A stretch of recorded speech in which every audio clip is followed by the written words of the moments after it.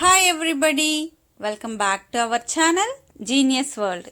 In this video, we will learn about death related vocabulary in English. చాలా మంది మనకు death కి సంబంధించిన vocabularyని ఇంగ్లీష్ లో ఎలా చెప్పాలో తెలియజేయమని అడగడం జరిగింది. సో మీ అందరి కోసం ఈ వీడియో. మనం డెత్ కి సంబంధించి చాలా వర్డ్స్ ని తెలుగులో యూస్ చేస్తూ ఉంటాం. వాటిని ఇంగ్లీష్ లో ఎలా చెప్పాలో ఈ వీడియోలో తెలుసుకుందాం. If you are watching my channel for the first time, please do subscribe and click on bell icon to get notifications from my channel. మీరు కనుక ఈ ఛానల్ని ఫస్ట్ టైం చూస్తున్నట్లయితే ఛానల్ని సబ్స్క్రైబ్ చేసుకోండి. అలాగే బెల్ ఐకాన్ పైన క్లిక్ చేసినట్లయితే నేను మన ఛానల్లో వీడియోస్ పోస్ట్ చేసిన వెంటనే మీకు నోటిఫికేషన్ అందుతూ ఉంటుంది. ఈ వీడియోలో మనం శవం, సమాధి, శ్మశాన వాటిక, పాతి పెట్టడం, చితి, శవపేటిక, శవవాహనం, పాడే ఇలా డెత్ రిలేటెడ్ వర్డ్స్ని ఇంగ్లీష్లో ఎలా చెప్పాలో చూద్దాం. ఫస్ట్ వన్ ఈజ్ మరణం అంటే చావు. దీని ఇంగ్లీష్లో డెత్, డెత్ లేదా demise, demise. And second one is చనిపోవడం. మనం చెప్తూ ఉంటాం కదా, అతడు చనిపోయాడు, ఆమె చనిపోయింది, అలా చెప్తూ ఉంటాం. డై, చనిపోయాడు. ఆల్రెడీ ఇది పాస్ట్ యాక్షన్ కాబట్టి చనిపోయిన తర్వాత మనం ఈ వర్డ్ని యూస్ చేస్తూ ఉంటాం కాబట్టి డైడ్, డైడ్ లేదా passed away, passed away. For example, he passed away అంటే అతడు చనిపోయాడు. His grand father passed away, వాళ్ళ గ్రాండ్ ఫాదర్ చనిపోయారు. ఇంకా ఇలా కూడా చెప్పచ్చు, kicked the bucket, kicked the bucket. మనం తెలుగులో కూడా చెప్తూ ఉంటాం, ఎవరైనా చనిపోతే అతడు బకెట్ తన్నేశాడు అని చెప్తూ ఉంటాం కదా. దాన్ని ఇంగ్లీష్లో kicked the bucket. His grand mother kicked the bucket అంటే వాళ్ళ గ్రాండ్ మదర్ చనిపోయింది. అండ్ ద నెక్స్ట్ వన్ శవం లేదా మృతదేహం. శవం, డెడ్ బాడీ, డెడ్ బాడీ. ఇంకా ఇలా కూడా చెప్పచ్చు, corpse, corpse. And the next one సమాధి అంటే చనిపోయిన వాళ్ళకు గుర్తుగా ఒక కట్టడాన్ని నిర్మిస్తూ ఉంటారు కదా, సమాధి. దీన్ని ఇంగ్లీష్లో grave, grave. And next one శ్మశాన వాటిక, శ్మశాన వాటిక. చనిపోయిన వాళ్ళని పాతి పెడుతూ ఉంటారు కదా, స్థలం శ్మశాన వాటిక. దీన్ని ఇంగ్లీష్లో గ్రేవ్ యార్డ్, గ్రేవ్ యార్డ్. ఇంకా సిమెట్రీ, సిమెట్రీ అని కూడా చెప్పొచ్చు, graveyard or cemetery. And next one పాతి పెట్టడం. చనిపోయిన వాళ్ళని పాతి పెడుతూ ఉంటారు కదా, మట్టిలో కప్పి పెడుతూ ఉంటారు, పాతి పెట్టడం. చనిపోయిన వాళ్ళని పాతి పెట్టడం.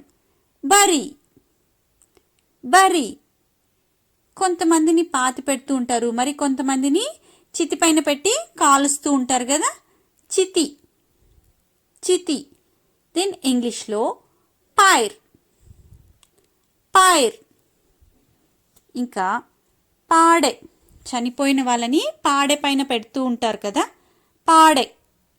దీని ఇంగ్లీష్లో బియర్, బియర్. అండ్ శవపేటిక, శవపేటిక అంటే డెడ్ బాడీని ఉంచే ఒక బాక్స్ ఉంటుంది, శవపేటిక. దీన్ని కాఫిన్, కాఫిన్. నెక్స్ట్ వన్ శవవాహనం. డెడ్ బాడీస్ని తీసుకెళ్తూ ఉంటారు ఒక వెహికల్లో, దట్ వన్ శవవాహనం. Hearse, hearse. అండ్ నెక్స్ట్ శవం పైన కప్పే వస్త్రం. డెడ్ బాడీస్ పైన ఒక వైట్ క్లాత్ని కప్పి పెడుతూ ఉంటారు, ఆ క్లాత్ని ష్రౌడ్, ష్రౌడ్. నెక్స్ట్ ఆత్మ, ఆత్మ.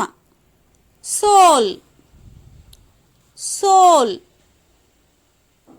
శవయాత్ర, శవయాత్ర కాటేజ్, కాటేజ్. ఇంకా మరణించిన విషయాల్ని మనం చెప్తూ ఉంటాం కదా, మరణ వార్త, మరణ వార్త. దీన్ని ఇంగ్లీష్లో ఆబిచువరీ, ఆబిచువరీ.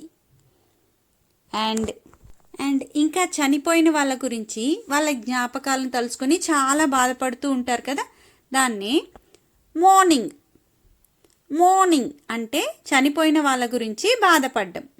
అండ్ నెక్స్ట్ వన్, చనిపోయిన శవాలని వేసి పెడుతూ ఉంటారు కదా, డెడ్ బాడీస్ని వేసి పెడుతూ ఉంటారు కదా ఒక room, that one mortuary, mortuary.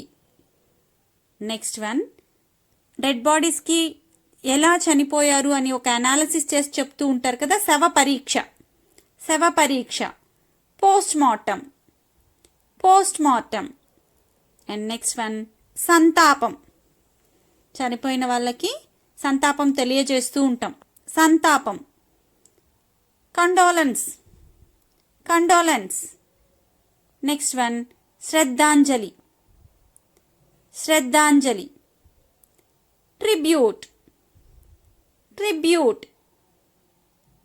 దీన్ని హోమేజ్ అని కూడా చెప్తారు. అండ్ నెక్స్ట్ వన్, ఆత్మశాంతి. అంటే చనిపోయిన వాళ్ళకి ఆత్మశాంతి కలగాలి అని మనం చెప్తూ ఉంటాం, ఆత్మశాంతి. Rest in peace, rest in peace. ఇంకా అంతిమయాత్ర, అంతిమయాత్ర, last journey, last journey. Next one, అంత్యక్రియలు లేదా దహన క్రియలు, ఫ్యూనరల్, ఫ్యూనరల్. నెక్స్ట్, అంతిమ సంస్కారం, అంతిమ సంస్కారం, funeral procession, funeral procession. Next one, దహనం. డెడ్ బాడీస్ని దహనం చేస్తూ ఉంటాం కదా, దహనం, క్రిమేషన్, క్రిమేషన్. నెక్స్ట్ వన్, హత్య. అంటే చనిపోయినప్పుడు చాలా రకాలుగా మరణాలు అనేది ఉంటుంది, సహజ మరణాలు, యాక్సిడెంటల్గా చనిపోవడం, ఇంకా ఆత్మహత్య, ఆత్మహత్య. దీని ఇంగ్లీష్లో ఆత్మహత్య అంటే సెల్ఫ్గా ఎవరైతే బలవంతంగా మరణిస్తూ ఉంటారో దాన్ని సూసైడ్, సూసైడ్. అండ్ హత్య, హత్య వేరే వాళ్ళని చంపేయడం అన్నమాట, హత్య. Murder, murder. ఈ హత్యల్లో చాలా రకాలు ఉంటుంది. మనం చూసామంటే ఘోరమైన హత్య జరిగింది, మాతృహత్య, పితృహత్య, శిశుహత్య, నరహత్య, ఇలా రకరకాలుగా ఉంటాయి కదా.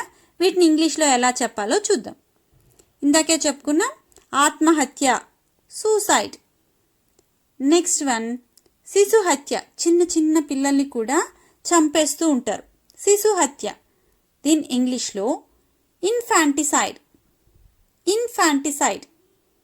నెక్స్ట్, నరహత్య, నరహత్య. మనుషుల్ని మరో మనిషి చంపేయడం అన్నమాట, నరహత్య.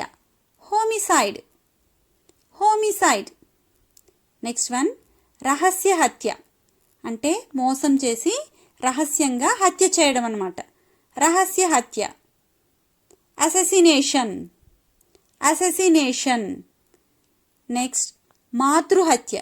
ఎవరైతే వాళ్ళ మదర్ని చంపేస్తూ ఉంటారో దట్ వన్ మాతృహత్య, మ్యాట్రిసైడ్, మ్యాట్రిసైడ్. నెక్స్ట్, ఇదే విధంగా పితృహత్య. అంటే కొంతమంది వాళ్ళ ఫాదర్స్నే చంపేస్తూ ఉంటారు, రకరకాల కారణాలు కావచ్చు, సొంత ఫాదర్నే చంపేస్తూ ఉంటారు కదా, పితృహత్య, ప్యాట్రిసైడ్, ప్యాట్రిసైడ్. నెక్స్ట్ వన్, సోదర హత్య. అంటే సిబ్లింగ్స్ ఎవరైతే ఉంటారో సోదరుడు లేక సోదరిని చంపేస్తూ ఉంటారు కదా, సోదర హత్య. ఫ్రాట్రిసైడ్, ఫ్రాట్రిసైడ్. ఫ్రెండ్స్, ఇవాల్టి టాస్క్ ఏంటంటే కాటి కాపరి. కాటి కాపరిని ఇంగ్లీష్లో ఎలా చెప్పాలో కామెంట్ సెక్షన్లో తెలియచేయండి. అంతేకాకుండా ఈ వీడియో కనుక మీకు నచ్చినట్లయితే వీడియోని తప్పకుండా లైక్ చేయండి, అలాగే మీ ఫ్రెండ్స్ అందరికీ షేర్ చేసి నాకు సపోర్ట్ చేయండి. Thank you for watching.